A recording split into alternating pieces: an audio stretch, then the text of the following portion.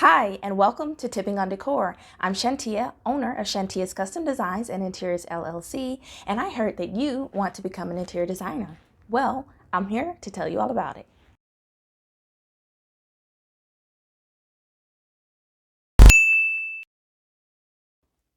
There's a slight difference between interior decorator and interior designer. An interior designer can be a decorator, but a decorator cannot be a designer. To become a designer, a degree is required, but to become a decorator, all that is needed is a sense of style. Interior decorating is just what it sounds like. It's selecting furniture pieces, fabrics, window treatments, planters, vases, paintings, bedding if it's a bedroom. You're basically picking all sorts of interior decor for a space. When you are an interior designer, that's a whole different story. It gets a little bit more technical. This does involve floor plans, picking finishes for walls, also redesigning kitchens, bathrooms. So you have to choose cabinetry, appliances, plumbing fixtures, lighting, etc. You may need to use CAD programs such as AutoCAD, which is the OG, or Google SketchUp.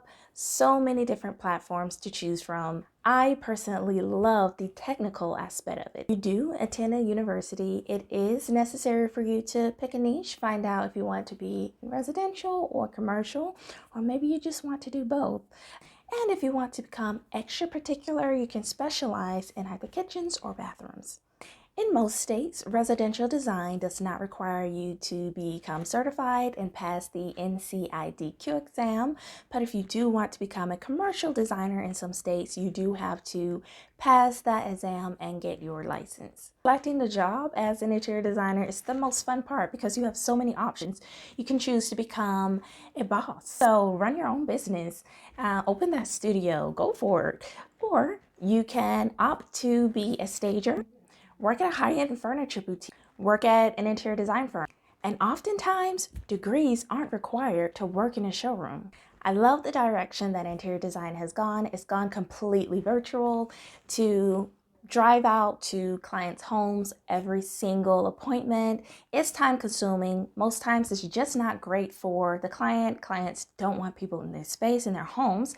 They just want to do face-to-face consulting. That's all. And you can do face-to-face virtually. I see you, you see me, I can see your space and your background.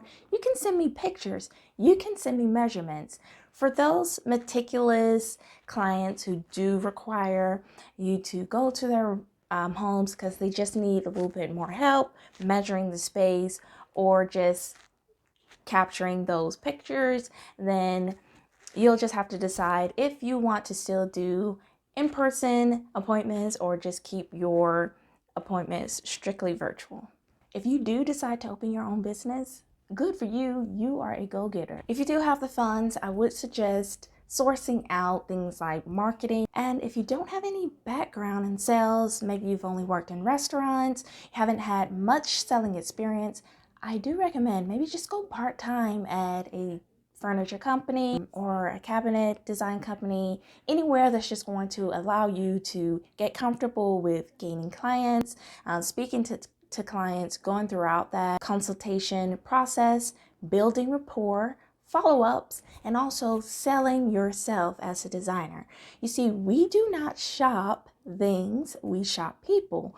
And so being able to sell yourself and build rapport with your clients, that is number one to being a good interior designer. I will be making a future video on how to set up an LLC or a sole prop, or maybe you're just interested in trademarking a name. I can help you out with that too. For additional questions, you drop your comments below. Don't forget to like this video and subscribe. I'm Shantia, and this has been Tipping on Decor.